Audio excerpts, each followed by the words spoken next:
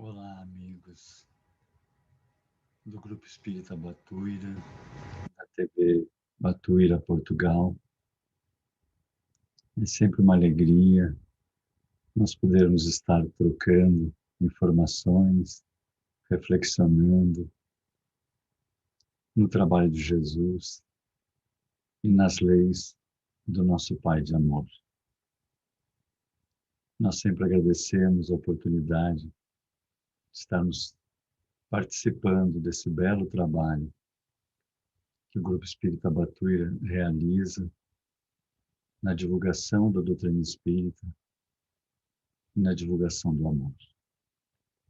E como de costume, nós vamos iniciar convidando a todos a nos acompanhar a prece de abertura.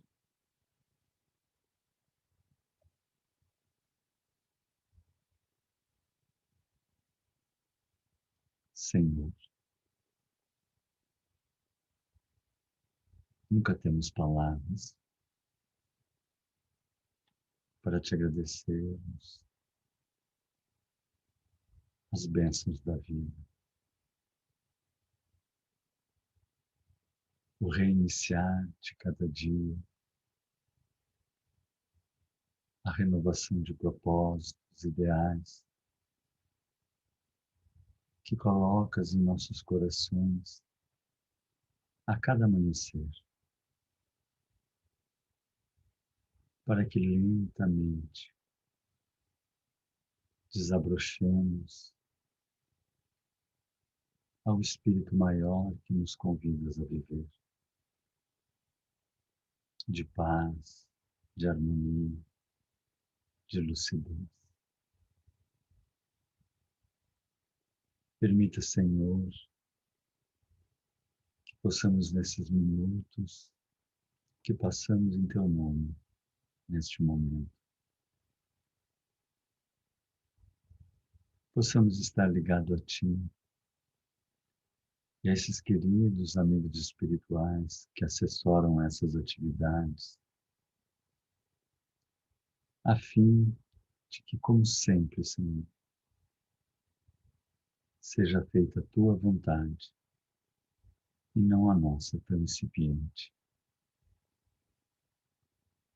Que a alegria, o entusiasmo pelo Evangelho de Jesus, pelas Tuas leis divinas, contagiem nosso coração, para que saiamos desse trabalho fortalecidos na Tua paz.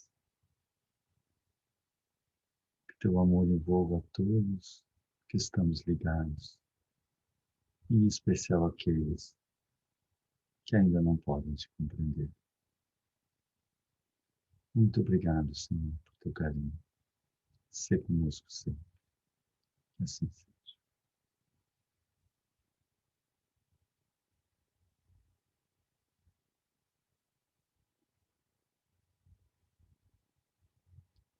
Bom, como o título coloca, nós vamos tentar falar um pouco sobre o bem, o mal e o prazer. Nós vamos trabalhar depois alguns ciclos na neurociência, mas antes gostaríamos de começar com uma ideia que é muito difundida e muito antiga e já participa de muitos de nós, da humanidade, que é essa luta, essa guerra entre as luz e as trevas. Como se as trevas tivessem um poder imenso e ora vencessem a luz, derrotassem a luz, e estariam em pé de igualdade, lutando luz e trevas na Terra e na criação de Deus, nosso Pai. Então, nós queríamos começar com as observações sempre extremamente lúcidas de Kardec nas obras básicas, e vamos pegar a Gênesis, no capítulo 3, o bem e o mal, em que ele nos coloca assim: conforme certa doutrina, com muito carinho ele faz essa observação para não julgar ninguém. O espírito do mal criado, bom, seria transformado em mal. Então, vamos começar com essa primeira parte aqui, que é, de uma certa forma, aquela história naquela colocação de Lúcifer, que vivia no céu, e aí ele se revolta contra Deus e quer lutar em pé de igualdade contra Deus, e aí então ele cai na terra e se transforma aquele que odeia Deus e que luta contra Deus, e aí ele tem seguidores que são ele o demônio, os demônios menores.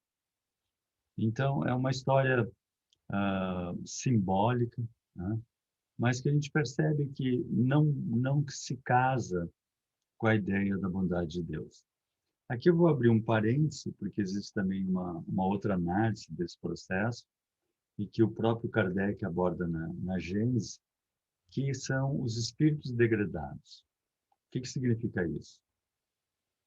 Que cada planeta tem um grau de evolução e vai evoluindo, então nós vamos ter planetas primitivos, planetas de provas e expiações, planetas de regenerações, mundos celestes ou divinos, que é como se fosse uma escola que fosse gradualmente ampliando seus potenciais e evoluindo. A Terra era um planeta primitivo, depois se transformou num planeta de provas e expiações que nós temos vivido até agora, e agora está se transformando com todo esse movimento que a gente vê externo, mas também profundamente interno, num planeta de regeneração, onde o bem trabalhará com grande harmonia aqui na Terra. E existem espíritos que ainda estão muito apegados às coisas materiais, ao poder, às paixões, e eles não querem esse processo. Então, eles são convidados seria quase um repetido de ano, a recomeçarem em um outro planeta que está, então, no nível anterior, e reestudarem, remeditarem, reconstruir o seu processo, que é sempre um processo interno que deve ser feito, um movimento interno que deve ser feito pelo Filho de Deus. Isso é lindo, né? Nós ganhamos um nível de consciência em que nós começamos a co-criar com o Pai, mesmo dentro de nós mesmos. Então, existiu um determinado momento em que, em outro orbe, passava exatamente como a Terra, e esses espíritos que não se adaptaram a essa evolução, por exemplo, alguns foram trazidos aqui para a Terra, e aí surge também essa ideia de anjos decaídos. Na verdade, não eram anjos, nem foram decaídos, eles continuaram no mesmo padrão evolutivo em que se encontraram, só mudaram de escola. Isso é importante, porque a gente nunca evolui, a gente nunca volta para trás. Aquilo que eu conquistei para a eternidade. Então, são espíritos que conquistaram um determinado nível de inteligência, mas não conquistaram um nível de sensibilidade. E aí vem para a Terra conquistar esse processo, que é o que estamos alguns fazendo agora. Então, vejo que é bem diferente de ser punido, não é punido. E aí, continuando assim, Deus, para lhes punir, condena ser eternamente malvado. Isso é uma ofensa a Deus. Deus que é puro amor, pura bondade. A gente quer ver a beleza de Deus, é só parar na frente de uma natureza e ver os passarinhos cantando, a brisa, a graminha crescendo, a beleza indescritível da nossa escola Terra e todos os processos que nos são favorecidos para o nosso crescimento. E Deus ia pegar uma pessoa, um espírito que ele se rebelou, e condenar eternamente a ser malvado e ainda seduzir os outros homens para fazer o mal. Que é a ideia do demônio, que está sempre fazendo nós comer mais, enfim. Né? Então, como coloca Kardec, dentre todas as doutrinas sobre a teoria do mal, esta é, sem dúvida, seria a mais irracional e a mais injuriosa, uma ofensa contra Deus. Aí no Céu e Inferno, um outro livro do Pentateuco, dos 5 livros da codificação, no capítulo 10 da intervenção dos demônios. Isso é interessante também, que essa doutrina trouxe então Lúcifer e os seus demônios. E na Idade Média, tinha uma classificação de demônios, demônio tal, demônio tal, demônio tal. Foi um horror isso, o que nos acompanhou. Então, as doutrinas sobre os demônios que prevaleceram por muito tempo haviam de tal maneira exagerado o poder desses seres que eles, por assim dizer, haviam posto Deus no esquecimento. Nós passamos toda a Idade Média queimando bruxas, perseguindo, porque qualquer ação que se desarmonizasse era o demônio que estava presente. E nós trazíamos isso nos nossos lares. Se eu comia demais, era o demônio. Se eu brigava com alguém, era o demônio que me possuiu. É interessante que essa coisa tão forte na estruturação do nosso psiquismo, que alguns de nós hoje ainda trazemos isso, e nós espíritas substituímos o demônio por obsessores. Ah, um obsessor me envolveu, um obsessor está me perseguindo. As forças das trevas com seus obsessores é a mesma coisa, é a mesma falta de compreensão e um sofrimento desnecessário. Né? Mas hoje, diz Kardec, as observações rigorosas e os estudos experimentais lançaram luz sobre a natureza dos espíritos, sua origem e seu destino, seu papel no universo e seu modo de ação. Olha que lindo isso. Então, nós somos espíritos evoluindo. Sabe-se hoje que são as almas dos que viveram na Terra. Então, o que a gente chama de demônio pode ter sido um amigo de um avô, de um tataravô, né? Nós vamos ter o demônio, né? Esse espírito mais magoado, mais rancoroso, mais cheio de ódio, encarnado ou desencarnado.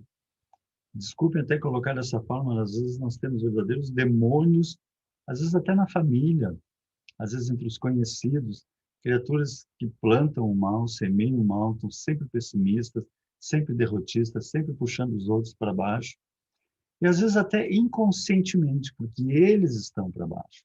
Eles estão sofrendo profundamente isso. Existem aqueles que fazem para se aproveitar, eles são mais graves ainda as consequências que vão ter. Né? Sabe-se também que as diversas categorias de espíritos, bons e maus, não representam seres de diferentes espécies. Né? Não existe demônio. São seres humanos. Assim como não existe anjos. Né?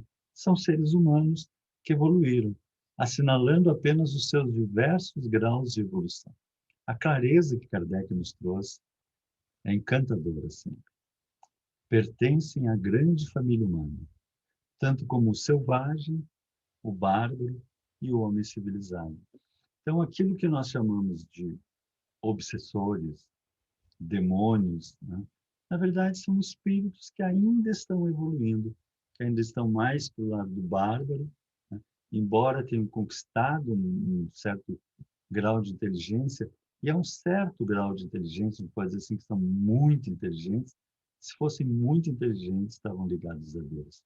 Ainda não conseguiram esse nível de inteligência, então conseguem manipular, conseguem fazer coisas, mas ainda limitados, e vão um dia se tornar um homem civilizado, um ser humano. Todos nós vamos evoluir. Existem, na doutrina espírita, no livro dos Espíritos, nós vamos encontrar 3 elementos do universo: Deus, Espírito e matéria. E não foge disso, é uma colocação didática, mas não tem como fugir disso. Deus nós só podemos sentir, né, no coração, na sua grandeza, em alguma capacidade de reflexão que a nossa é muito limitada. Espírito somos nós. E mesmo dentro das pesquisas acadêmicas, nós estamos apalpando, né, as EQM, as memórias de vidas passadas, enfim, estamos apalpando a existência do espírito eterno. E a matéria é aquilo que nós temos um amplo domínio, muito embora a gente já tenha abordado várias vezes aqui, toda a matéria que nós conhecemos, desde o átomo ínfimo e suas subpartículas, até os astros mais plenos no universo, é 4% só que nós conhecemos da matéria. A física já sabe que existe 96% de energia escura e matéria escura aqui, agora, nesse momento. Nós não temos a menor capacidade de medir, de compreender, de saber do que se trata, só sabe que existe. Então, nós gostaríamos, então, com o material que nós temos mais palpável, que é a matéria, reflexionarmos sobre Deus para vermos a grandeza de Deus e aí olharmos se existe essa possibilidade de um espírito lutar contra Deus. Né? Então vamos olhar a grandeza de Deus. Vejam aqui algumas estrelas. O Sol é esse pontinho aqui. Olha esse pontinho perto de Gama Cruxes, Rigel, Canopus, Aldebaran, que são estrelas de primeira grandeza. A gente, por a nossa ciência sempre foi, nós sempre fomos muito inchados, digamos assim, então nós achávamos que estávamos no centro do universo. Foi chocante descobrir que nós não estávamos no centro do universo, que o Sol girava em torno de nós. Foi chocante descobrir que o Sol não girava em torno de nós. E nós classificamos ainda até hoje o Sol como uma estrela de quinta grandeza. Mas se nós olharmos esse desenho aqui, a gente vai ver que ele está bem longe de uma quinta grandeza, né? Ele está lá numa centésima grandeza. Mas são estrelas gigantescas, belíssimas, com seus sistemas planetários, muitas delas, na nossa galáxia, que é um aglomerado de estrelas que gira em torno de um centro. A nossa galáxia se chama Via Láctea, nós denominamos Via Láctea, e a Via Láctea possui cerca de 200 a 400 bilhões de estrelas. Nós não temos ideia do que é isso.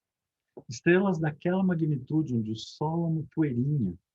O sistema solar ele fica num canto assim, da galáxia, não está em nenhuma posição privilegiada, ele fica num cantinho tipo, por aqui, e não apareceria nessa foto porque é uma estrelinha mínima. Aqui a gente vê estrelas maiores. Então vejam a grandeza disso, o brilho disso. Calcula-se que existem centenas de bilhões de galáxias, como a nossa, maiores, com bilhões de estrelas. Olha o tamanho do universo. E agora, em março desse ano, os astrônomos que cada vez mais aperfeiçoam os seus telescópios, sua capacidade de observação do cosmos, localizaram um quasar. Um quasar é o centro de uma galáxia que está se formando e que emite radiações luminosas, poderosas, a 13 bilhões de anos-luz da Terra. O que é isso? Se eu viajar a 300 mil quilômetros, 300 mil, não é um carro ali 100 quilômetros por hora, 300 mil quilômetros por segundo, eu vou levar 13 bilhões de anos para chegar lá. Olha o tamanho disso. E esse quasar pulsa luz. Que quantidade de luz? 600 mil vezes o brilho da nossa galáxia. A gente não tem ideia da grandeza desta casa que Deus construiu para nós, que é o universo, para a nossa família humana evoluir. Olha o tamanho de Deus, a beleza, a grandeza. E nós estamos aqui nessa estrelinha minúscula, que é o Sol, dentro de um planetinha também nada especial, pequenininho, onde ali evoluiu a vida, a amebinha que foi se desenvolvendo, chegou ao macaco e chegou ao ser humano. E tem alguns desses seres humanos que ainda estão renitentes no poder, no apego, ainda roubam, como eu brinco, é um jardim da infância que vai lá e rouba a massinha do colega, né? E esmaga as massinhas, ainda faz bagunça no jardim da infância. Só que dizer que isso aí estaria afetando a criação divina e fazendo uma luta entre as luzes e as trevas, é uma ideia profundamente infantil. Porque Deus é imensamente maior. A espiritualidade é imensamente maior e, por profunda bondade da lei divina, permite que nós cresçamos com essa sensação de liberdade e com essa capacidade de construirmos a nossa própria caminhada. Então, aquilo que nós chamamos de luz e trevas, na verdade, a treva é uma ausência temporária da luz, porque aquele mais obsessor, mais trevoso, um dia vai ser um Francisco de Assis. Um dia vai ser uma criatura cheia de bondade, porque é inevitável que todos vamos evoluir nessa escola infinita que temos pela frente. E no livro dos Espíritos, Kardec também sempre com aquela genialidade e clareza dele, ele nos fala sobre a relatividade do bem e do mal.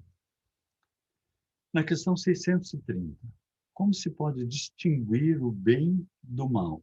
Como que eu posso saber se eu estou no bem ou se eu estou no mal?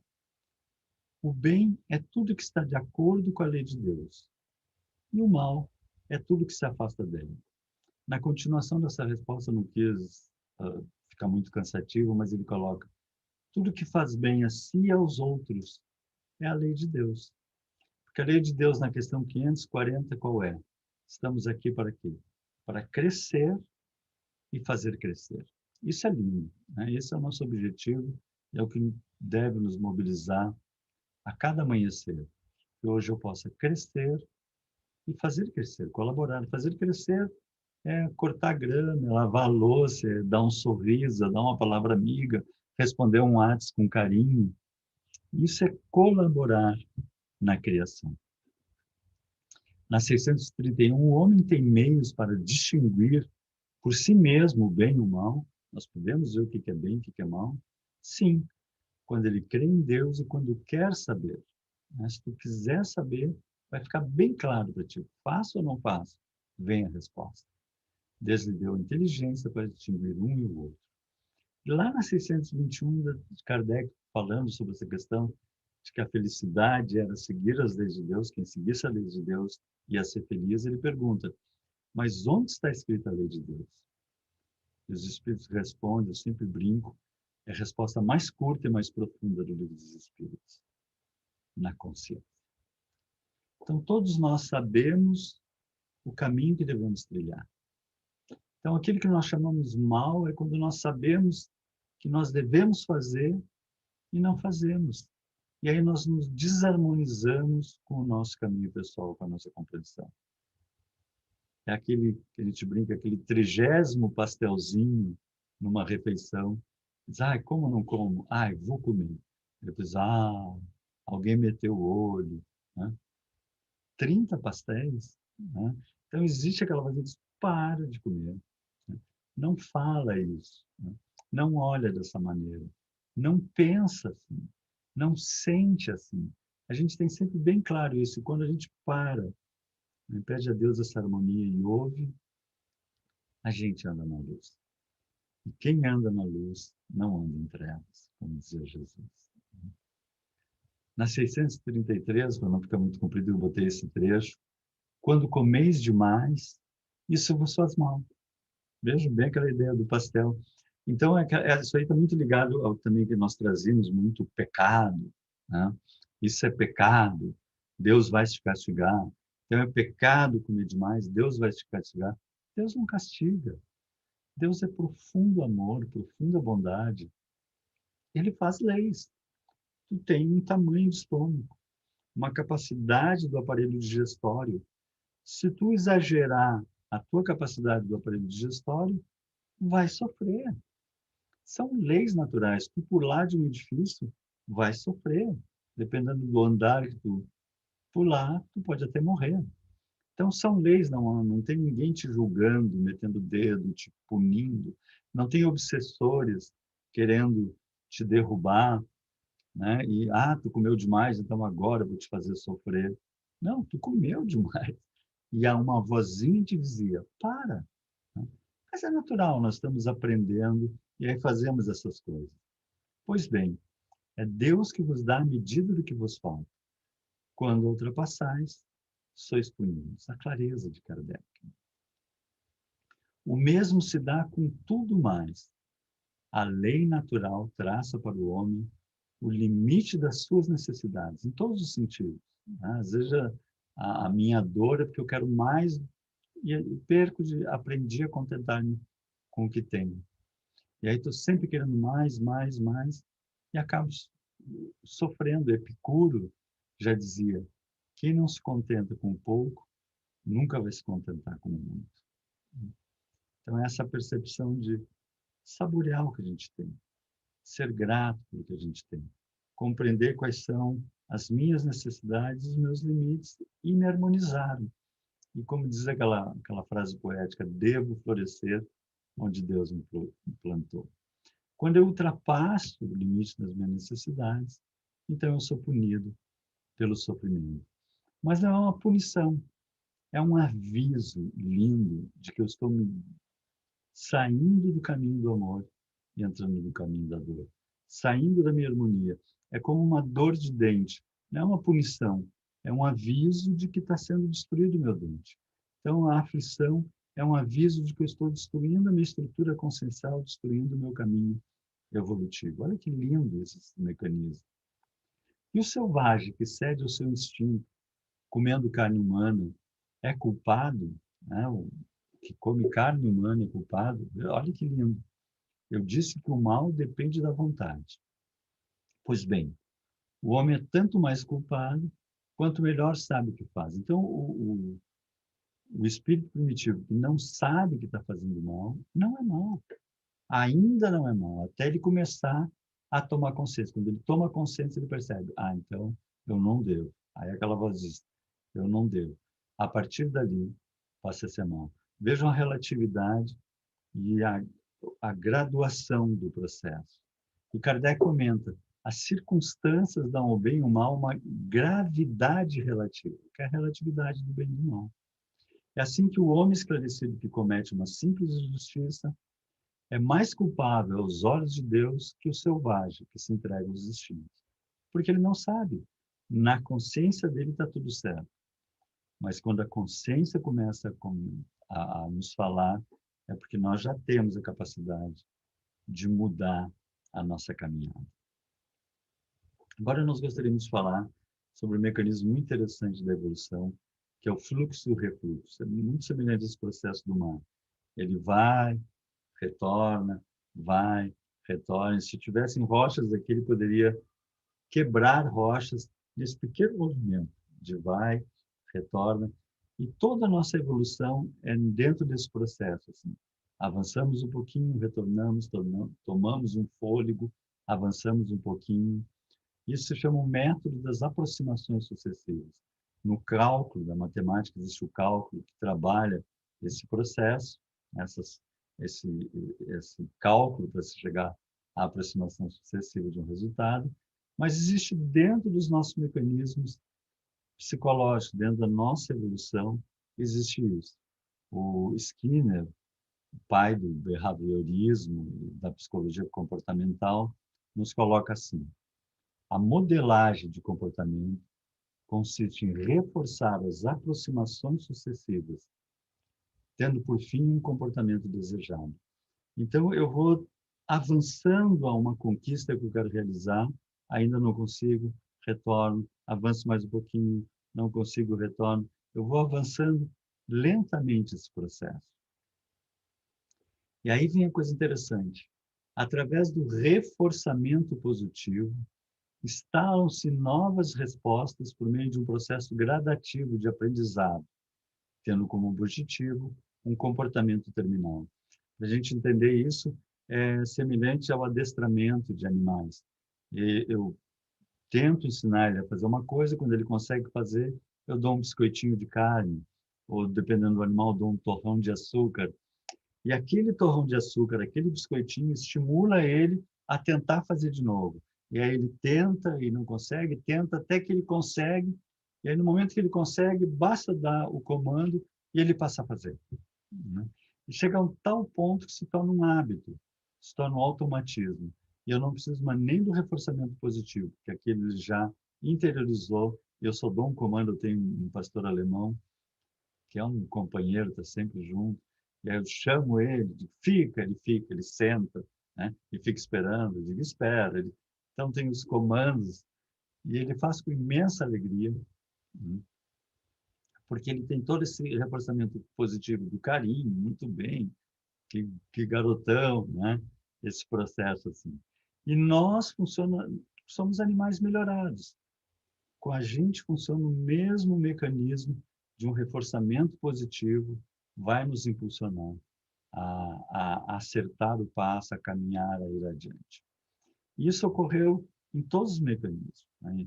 Tanto individual como em termos da evolução da Terra. Então, por diversos momentos, nós tivemos grandes civilizações que avançaram, né?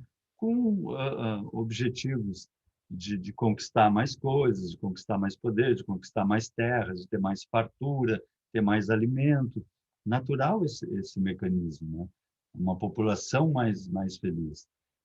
Mas sempre elas, dentro desse processo de fluxo e refluxo, elas se expandiram, produziram para o mundo, mas não é em linha reta que se faz. e aí elas regridem. E uma nova civilização vem. Então, nós vamos ter a civilização Império Persa, que nos deixou inúmeras descobertas, e mais ou menos 6.000 anos atrás tinha o zoroastrismo, Zoroastra, né? E foi então, portanto, a primeira civilização, o primeiro império a ter um Deus único. Os reis magos que vão visitar Jesus eram zoroastras, portanto, eram persas, né? Então, olha a estrutura que ela já nos deixou, mas passou e veio o Império Grego, que deixou para o mundo ocidental a beleza dos grandes, o mundo todo, né? Porque hoje o mundo todo compreende a beleza daquele século V antes de Cristo, com Sócrates, Platão, Aristóteles, Hipócrates, Demócrito, né? E o impulso que eles deram para a nossa compreensão da vida e de nós mesmos.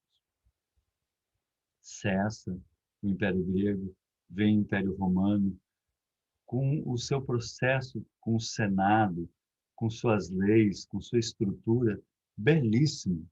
Mas Kardec não desculpe, em Emmanuel, que vocês leem o livro A Caminho da Luz, ele narra muito detalhadamente o inchaço que fez o Império Romano pela ganância, e isso implodiu ele mesmo, ele se corrompeu e se destruiu. Então ele deixou as leis romanas são base das leis do mundo todo. Todo o império que cresce, ele cresce, semeia, e aí parece que tem que tomar um fôlego, e um novo vem, cresce, semeia, e tem que tomar um fôlego. Lindo esse mecanismo, né? Nós vamos ter o Império Português, que ali por 1450, 1500, a gente pode brincar que era a NASA da Terra, né? A Escola de Sagres, as grandes navegações. Ele deu um impulso gigantesco à evolução do planeta Terra, Portugal, e foi o que descobriu o novo mundo, né? Uma outra metade da Terra foi graças aos espíritos que encarnaram em Portugal, impulsionaram, e Portugal tinha todas essas terras litorâneas por onde ele passava. Mais tarde entra a Espanha em jogo, e nós chegamos, desculpe a brincadeira, ao disparate do Tratado de Tordesilhas, a 300 léguas do Cabo Verde.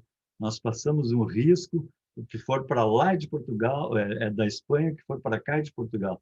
Dividimos a terra ao meio, mas lançamos, semeamos de uma maneira linda, e vamos ter depois o Império Britânico, o Império Francês. Mas o que é essa ascensão e queda, esse processo de fluxo e refluxo, ascensão e queda? É uma curva matemática chamada a senoide, que é essa curvazinha assim. E todos nós participamos desse mecanismo o tempo todo. Ela faz parte da lei divina na nossa caminhada evolutiva. Seria a ascensão e queda, ou os altos e baixos. E assim como eu vou ter ascensão e queda, ou altos e baixos, das civilizações, nós temos do ser humano individual. Nós, na nossa caminhada individual, vamos ter, às vezes, no mesmo dia, altos e baixos, às vezes no ano, às vezes na década, às vezes na nossa vida. Vamos ter esse fluxo e refluxo, esse conquista e dá uma caída. Esse processo lento e belo e infinito da evolução. Então, como é que vai funcionar esses altos e baixos do ser humano? Vai ter dias em que nós vamos terminar o dia assim, nossa, que dia maravilhoso, como correu tudo bem, obrigado, meu Deus, pela beleza da vida, pela gratidão por tudo que nos dá. Mas tem dias que nós terminamos assim, com a cara enfiada numa almofada, às vezes até alguns ousando questionar Deus, né? Isso é um processo normal de todos nós. Todos nós vivenciamos isso, mais ou menos, em maior ou menor grau. E não é só pelo que nós fizemos durante o dia. É um ciclo normal evolutivo que nós passamos, porque tem dias que nós acordamos assim. Bom dia, né? Com todo aquele entusiasmo, com todo aquele pique, com toda a saúde, a energia, a vitalidade, a alegria. E tem dias que a gente não quebra o despertador, porque depois tem que comprar outro, né? Como a gente brinca, né? Ah, eu não acredito que eu tenho que sair da cama. Então, esses dias que nós estamos com a cara enfiada na almofada, ou que nós já levantamos azedos, e que eu brinco, aí passa a manteiga no pão e escapa o pão e já cai de borco no chão e diz, ah, é hoje, né? Esse dia, André Luiz, através da psicologia, da psicografia, Chico Xavier nos diz, é o dia das semeaduras perigosas. É onde nós temos que estar mais atentos. Eu estou naqueles dias para baixo, nem olhe às vezes, né? Porque senão eu vou olhar com um olhar às vezes estranho. Não fala, cuida cada palavra, senão eu posso dizer coisas, né? Ah, fulano, desculpa, mas eu vou te contar, e a gente pode magoar profundamente aquela pessoa. A gente às vezes não sabe o limite que aquela pessoa já está sofrendo, e ela contava com o nosso estímulo, nós largamos uma coisa assim, ela pode cometer um processo bem mais grave na sua caminhada, que nós participamos, que nós semeamos. É o dia de nós pedir, ah, meu pai, se eu não puder falar alguma coisa, me deixa calado, não deixa nem eu olhar feio, até que eu saia desse estado e consiga voltar para a tua paz. Mas altos e baixos do quê? A gente tenta ainda entender, mas são emocionais. Às vezes a nossa emoção se perde, cognitivos, a nossa compreensão, às vezes, parece que se nubla, diminui, físico, nosso estado de saúde física parece que diminui, enfim, a gente percebe que nós temos essas oscilações, que são ciclos dissenoides. Eu posso estar com o físico bem, emocional baixo, enfim, né? Hoje em dia é muito conhecido já a chamada estimulação magnética transcraniana, usado dentro da neurociência, da psiquiatria, que através da influência do magnetismo localizado, uma terapia feita por terapeutas qualificados, eu consigo estimular os neurônios, né, em processos de depressão, enfim, né, um tratamento isso, a estimulação magnética transcraniana, ou seja, o magnetismo atuando definitivamente no nosso cérebro. E talvez ainda não se conseguiu apalpar isso dentro da academia. Haja alguma influência da Lua nesse sentido, em termos de magnetismo, você sabe que há nas marés, há nos plantios, há no sistema hormonal feminino e há no psiquismo humano uma influência das luas. O André Luiz, através de Chico Xavier, nos coloca que a lua cheia, ela fortalece, fixa as nossas formas mentais. E o sol e o vento destroem as nossas formas mentais.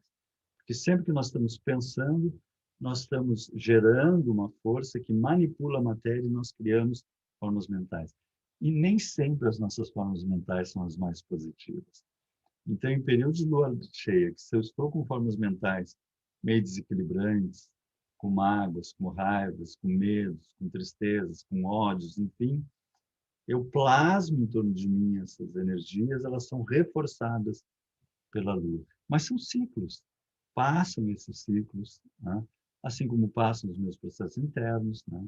Não são definitivos, são mecanismos que trabalham, mas sempre o Evangelho, e a nossa postura está acima de todas essas coisas, isso é importante a gente perceber. Né? Mas são ciclos, por exemplo, a Lua são ciclos de 27 dias, os mesmos ciclos que nós temos falado. A neurociência tem estudado, se debruçado muito sobre esses ciclos, esses ritmos que a gente coloca, né? Então, nós vamos ter os ritmos longos, que é a hibernação, alguns animais hibernam, e alguns meditadores experientes podem meditar por semanas a fios, sem se alimentarem. Eles diminuem todo o metabolismo, diminuem o batimento sanguíneo, diminuem todo o metabolismo, semelhante a uma hibernação, feitos conscientemente.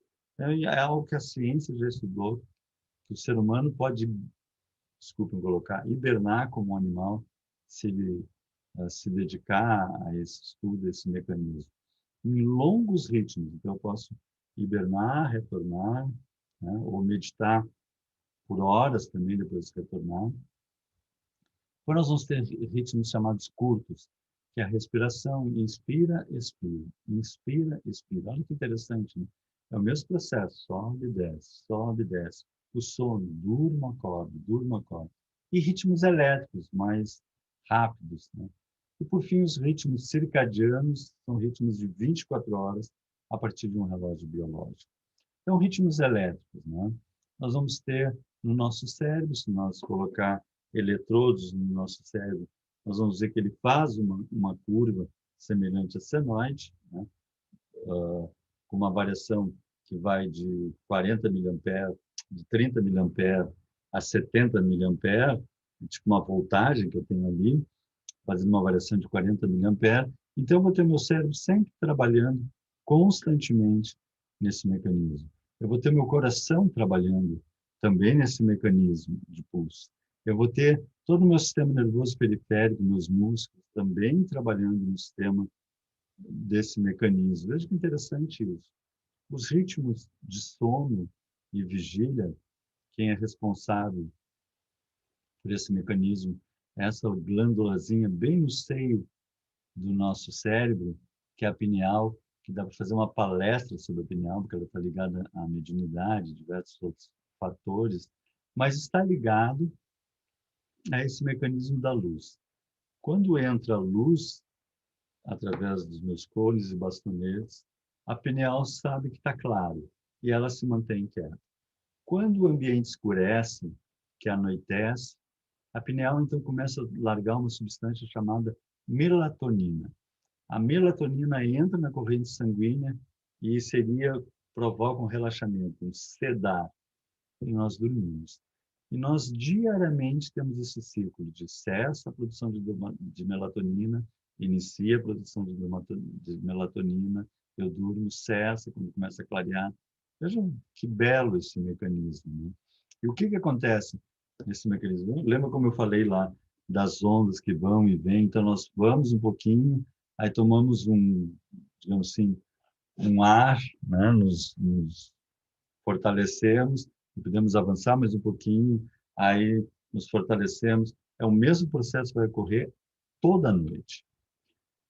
Já se sabe que nós temos as nossas ondas que vão acalmando, acalmando, até nós entrarmos em onda profunda, e depois nós temos, como aqui em azul claro, aqui, nós entramos nesse estado aqui, que é o rápido ex-movimento, movimento rápido dos olhos, que parece que nós estamos aqui, nós estamos acordados.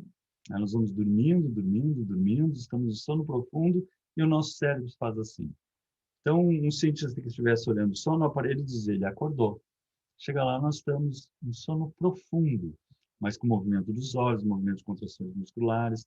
Se sabe que aí localiza os sonhos, e se sabe que aí é o momento em que nós estamos pegando tudo que nós recebemos durante o dia e organizando, guardando os arquivos de acordo com o grau de importância, com o grau de classificação, como se nós fôssemos limpar a nossa mesa de trabalho para o dia seguinte começar uma vida nova. É um reset que nós damos. Olha que lindo esse mecanismo divino. Nós temos toda noite um reset para começar um novo dia. Então, às vezes, aquele dia a gente não foi legal. A gente disse coisas que não deveria dizer, comeu de uma forma que não deveria comer, pensou bobagem que não deveria pensar, gastou horas num celular que não deveria ter gastado, tanto tempo vendo bobagens em Facebook, e a gente fica um pouco triste, né? Fica um pouco angustiado, mas não se preocupe, que a bondade divina vai nos presentear com um novo dia, vai fazer um reset, dizer, então vamos tentar de novo. A cada amanhecer é um vamos tentar de novo, crescer e fazer crescer, construir a nossa capacidade de guardar a serenidade, a paz, a harmonia, a lucidez. Mas assim, a gente dá mais uma tentadinha e cai. Dá uma tentadinha, consegue e respira fundo. É aos pouquinhos, através do processo de aproximação sucessiva, nós vamos construindo a nós mesmos.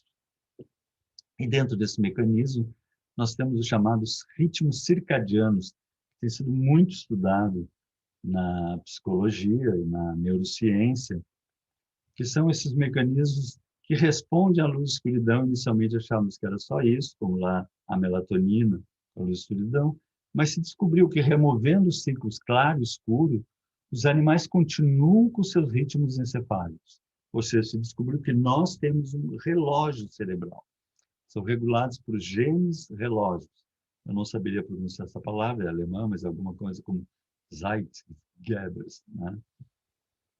E, então, nós temos lá no meio do cérebro uma coisa chamada hipotálamo, e uma das partezinhas do hipotálamo é o núcleo supraquiasmático, que é um relógio que nós trazemos dentro de nós e que vai regular todo o processo do que se chama homeostase corporal, o equilíbrio corporal, o lançamento de hormônios, o lançamento de mecanismos para que nosso corpo seja saudável e ele sabe exatamente em que momento deve fazer. Olha a beleza das leis de Deus. Nós temos, por exemplo, a temperatura corporal. Então, se sabe que a nossa temperatura baixa por volta das 6 da madrugada e por volta das 6 da tarde ela vai ao máximo. Isso as nossas avós, as nossas mães já diziam quando a gente ficava doente, eles iam tirar febre, tá com febrezinha. Não, mas isso é a febrezinha das 6 horas. Não sei se você, com vocês tiveram essa experiência, né? É às 6 horas, sempre dá uma febrezinha, depois passa, porque é o momento em que realmente o corpo fica com uma hora de temperatura, depois ele retorna. E vejam bem, que desenho no gráfico é esse? A senoide. Todo o nosso mecanismo é regido por essa senoide. E assim como nós temos essa senoide dos mecanismos físicos, nós vamos ter a senoide dos estados emocionais. Em momentos eu vou estar com alegria, paz, felicidade. Em momentos eu vou estar com tristeza, depressão, infelicidade. Um momento eu vou estar bem, um momento eu vou estar mal. Ou vou estar no bem, ou vou estar no mal. Mas nós sabemos a relatividade do bem e do mal que Kardec já nos colocou. Então vamos tentar entender o que é esse bem e o mal. Vamos supor que eu seja um índio lá, né, de uma tribo, um guerreiro bom, dedicado pela minha tribo, me esforço pela minha tribo, e aí tem uma tribo inimiga que quer invadir o nosso território, e eu vou lá, luto com eles, venço eles, peço aos deuses que me auxiliem, aos espíritos protetores da tribo que nos auxiliem, e nós vamos lá e eu vou, luto e venço o inimigo e tiro o escalpo deles, né? Porque é a prova de que eu venci o inimigo e volto para a minha tribo e penduro na frente da minha barraca os inúmeros escalpos que eu fiz. O que é esse momento? Um momento de imenso prazer. Eu defendi a minha tribo. E eu vou dançar a noite toda agradecendo aos deuses pelo amparo. Veja a harmonia que eu vou estar com a natureza, a harmonia com os deuses, agradecendo aos deuses por eu ter feito escalpos, que coisa horrível. Mas é o nível em que eu vivo. E esse prazer que eu vou sentir também vai ser o prazer da honra que eu vou receber pela tribo, de ter aqueles escalpos, principalmente das moças, o que faz parte do nosso processo evolutivo, dentro da preservação da espécie, que o poder gera prazer, gera mais cópula, e aí eu consigo ter uma cópula com o melhor da tribo, o melhor dos animais, para que haja uma preservação genética ideal para o processo evolutivo. Então, todo o mecanismo, lá do tempo que eu era anfíbio, que eu era réptil, que eu era, né, ave, que depois me tornei mamífero, de prazer e de poder e de cópula, está em jogo nesse mecanismo e eu estou feliz. Mas pode acontecer que eu tenha que sair correndo, quase recebo um escalpo. E aí a derrota, aí o desprazer. Então, aqui o bem, né, vai ser esse prazer do escalpo, o mal, o desprazer da fuga. Né? Só que daí o que vai acontecer? Eu vou estar nesse mecanismo de encarne, desencarne, faço escalpo, e aí numa dessa a tribo invade, faz escalpo no meu irmão, faz escalpo no meu filho, faz escalpo na minha filha, faz escalpo na minha esposa, nas pessoas que eu amo, faz escalpo em mim, eu morro, e aí eu nasço de novo, e aí fazem escalpo nas pessoas que eu amo em mim, e eu começo a perceber, tá, mas escalpo não é uma coisa legal. Vejam que lindo isso, né? Interiormente eu vou construindo esse mecanismo, essa experiência, né? Eu até posso defender, tal, mas escalpo. E aí escalpo passa a fazer parte, vejam só, agora eu sei, passa a fazer parte de um outro processo. Eu não sou mais essa curva amarela e o escalpo era o bem. Agora aquilo é um antigo prazer que não me serve mais, e escalpo está na linha do mal. Eu evoluí. Eu agora sou essa senoide vermelha. E escalpo, para mim, é mal. Né? E eu agora já estou num outro processo evolutivo, numa outra caminhada, com outros objetivos. Já sou, quem sabe, cristão, já sou, quem sabe, espírita, né? Mas, enfim, cristão. Né? E o que é prazer para mim? Prazer é conseguir viver, vivenciar e cultivar o amor, a bondade, a caridade, a serenidade. Esses são os verdadeiros valores, o verdadeiro prazer. E aquilo ficou para trás. Embora ainda exista em mim lá atrás o de onde eu vim. O índio velho, aquele que um dia eu fui, ainda mora lá nos recessos do meu ser. E eu estou lá num dia de domingo, né? Lindo, eu acordo bem cedo com a minha esposa, e digo, vamos fazer um passeio bonito, vamos passear na serra, fazer alguma coisa assim, né? Aquele acordar de bom dia, assim, e tocam na campainha, 7 da manhã. Digo, mas a essa hora eu vou atender a sogra. Vim passar o dia com vocês, vou ver como é que está tratando da minha filha. Né? O que brota dentro de nós?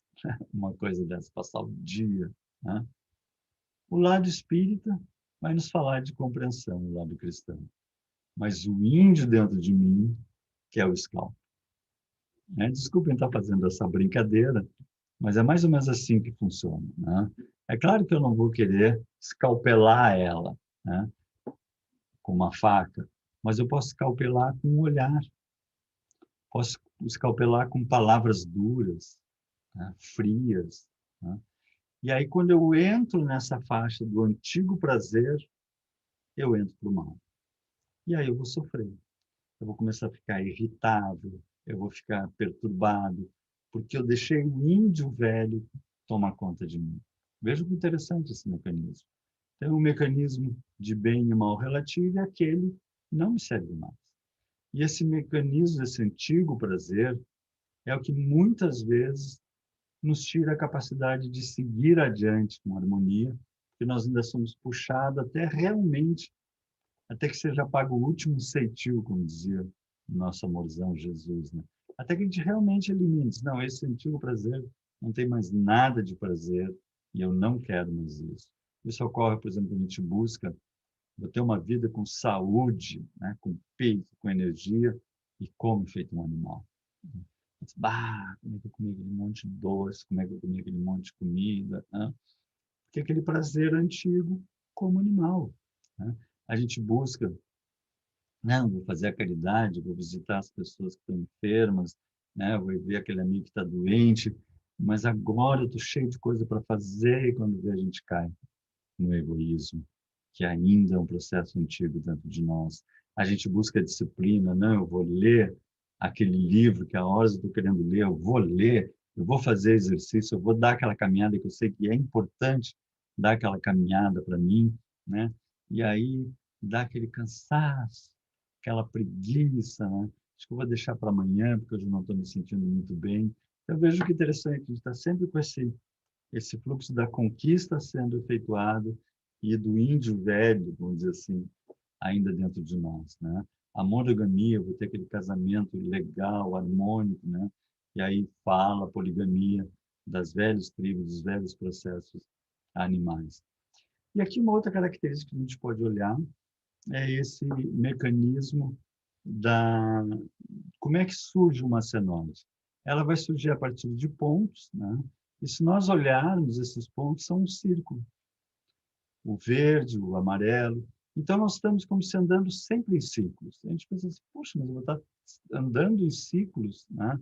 Em círculos, né? Eu vou estar hora no bem, hora no mal, hora no bem, hora no mal. Eu vou estar preso a isso eternamente, vai ser sempre assim, uma hora eu vou estar bem, uma hora eu vou estar mal, eternamente repetindo.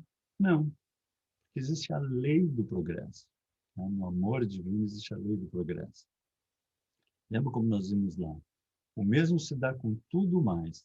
A lei natural traça para o homem o limite de suas necessidades. Quando ele o ultrapassa, é punido pelo sofrimento. Então, quando eu entro na linha de baixo, começa a doer. E bem-aventurados os aflitos, diz o nosso amorzão. Ou seja, se está doendo, é por estar saindo do trilho do amor e entrando no trilho da dor. E é o momento de reagir.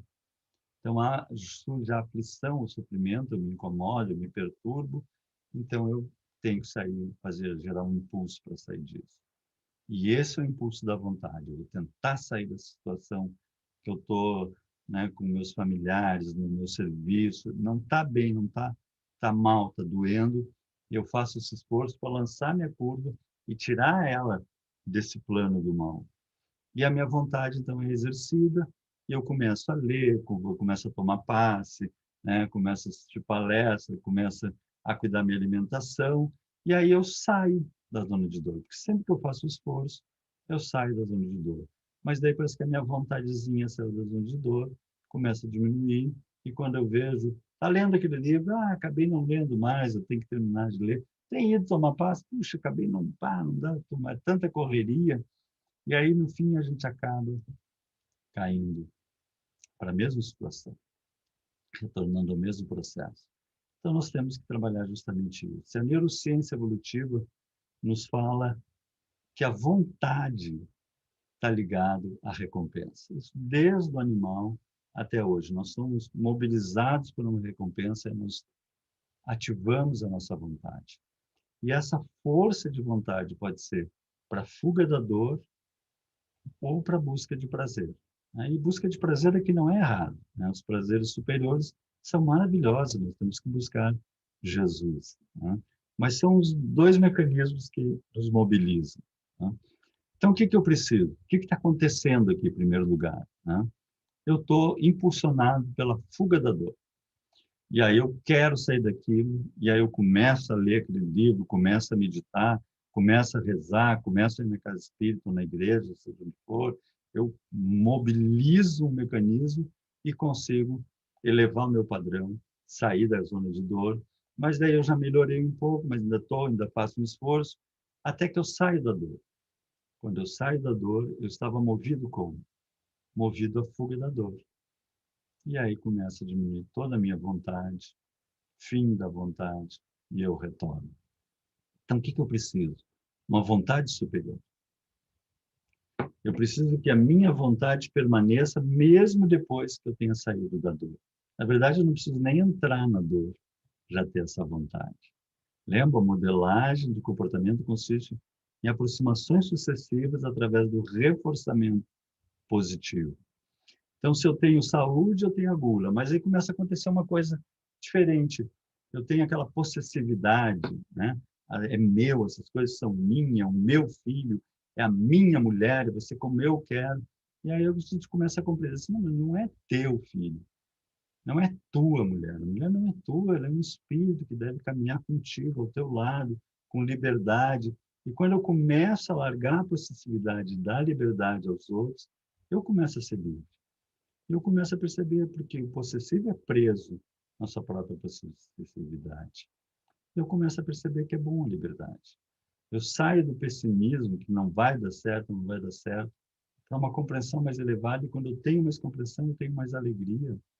Eu saio do ódio, da mágoa, de carregar aquele lixo dentro de mim, eu digo, resolvo deixar para lá, e eu percebo a leveza do ser que eu fico quando eu deixo para lá. Eu saio da ansiedade de poder, de querer, porque aquele país está fazendo isso, aquele governo está fazendo isso, como se eu tivesse um poder globalizado. Eu percebo que eu tenho que entregar a Deus e fazer a minha parte, em paz. E quando eu começo a saborear essa vontade superior, eu começo a ter prazer no bem. Porque onde estiver o vosso tesouro, ali estará o vosso coração, já dizia Jesus. E Paulo nos diz, deteste o mal e apegue-se ao bem. Regozijai-vos, que é gozo, satisfação intensa, alegrai-vos sempre no Senhor, outra vez vos digo, alegrai-vos. Então, meditar no bem, na harmonia com o cosmos. Como é bom quando nós entramos em harmonia com a natureza, com o cosmos, na leveza do ser, na lucidez externa e interna, na calma, sem pressa. Nós somos infinitos, uma coisinha de cada vez, vai com calma, uma evoluçãozinha de cada vez, sem ansiedade. e com serenidade, nós nos enchemos de valores a serem saboreados. E aí nós conquistamos o prazer constante no bem. E aí nos impulsionamos a curva o tempo todo. E quando nós fazemos isso, né, através da disciplina, que nós temos que insistir, do estudo e do amor, nós construímos uma nova curva para nós. E agora nós não somos mais a curva vermelha. Nós conquistamos para a eternidade a curva azul. E essa diferença ali é o nosso ganho de evolução. E sempre que nós evoluímos, nós também temos um ganho de paz, porque é da lei. É lindo isso. E aquele processo cíclico vai surgindo novos processos para cima, novas construções. Na verdade, nós podemos olhar assim, vai desabrochando novos potenciais. Não é apenas uma postura interna, mas o meu neocórtex cresce, as minhas percepções crescem, a minha sensibilidade cresce, minha capacidade de percepção cresce, e eu tenho um outro nível de ser. E se nós fôssemos ligar os pontinhos dessas esferas que vão, desses círculos que vão crescendo, nós teríamos essa curva, que é a espiral da evolução, a qual todos estamos participando. E vejam só, eu era uma amebinha, depois passei a ser lá um anfíbio, um réptil, cheguei a um macaco e hoje sou um ser humano. Olha a diferença de um macaco ao ser humano. Olha para onde nós devemos estar indo. Não é só uma conquista interna de paz, mas de amplificação gigantesca de todos os nossos potenciais. Leon Denis, encerrando quase, no livro O Problema do Ser, o Destino da Dor, nos fala de Jesus nos atraindo para si todos os seres retardados nos antros da paixão, os espíritos cativos da matéria, eleva-os e arrasta-os na espiral da ascensão infinita para os esplendores da luz e da liberdade. Então, esse é o mecanismo. A cada vez nós conquistamos um pouquinho mais. Nós vamos conquistando, aí tomamos um fôlego, conquistamos mais um pouquinho, tomamos um fôlego, conquistamos mais um pouquinho, tomamos um fôlego, conquistamos mais um pouquinho, e às vezes surge uma barreira. Né? Ah, eu tenho que fazer exercício, não consigo, dá uma preguiça, eu estou com o corpo doente, eu tenho que parar com esse excesso de doces, eu tenho que mudar essa minha postura, eu tenho que começar a ler, e a gente meio que tranca, ou eu tenho que perdoar alguém que nos magoou, se perdoa, ah, não, fulano não dá, porque tu não sabe o que ele fez para mim, sabe o que ele me fez na infância, não sabe o que ele fez agora, e a gente fica num redemoinho assim, não, não, não, até que a gente, tudo bem, eu vou perdoar. E quando a gente perdoa, a gente continua a nossa caminhada, sempre em aproximações sucessivas, construindo essa espiral infinita da evolução, nesse universo infinito que temos pela frente, crescendo com Jesus. Minha paz vos dou, minha paz vos deixo. Era isso, então. Muito obrigado. Vamos fazer a nossa prece de encerramento.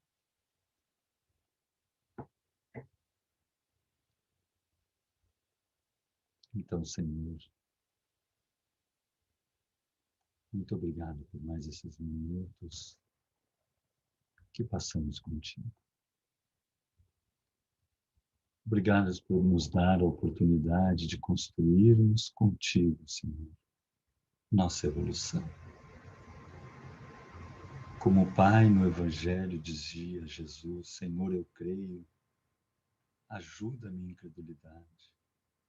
Nós te pedimos, nós queremos, mas ajuda a nossa vontade incipiente. Encanta-nos com o bem, com a luz, com o amor, para que somente esses sejam os padrões do nosso pensamento e do nosso coração, crescendo a humanidade inteira. Muito obrigado aos queridos amigos espirituais que coordenam esse trabalho. E mais uma vez, obrigado, Senhor. Muito obrigado a todos, então. Fiquem com Deus.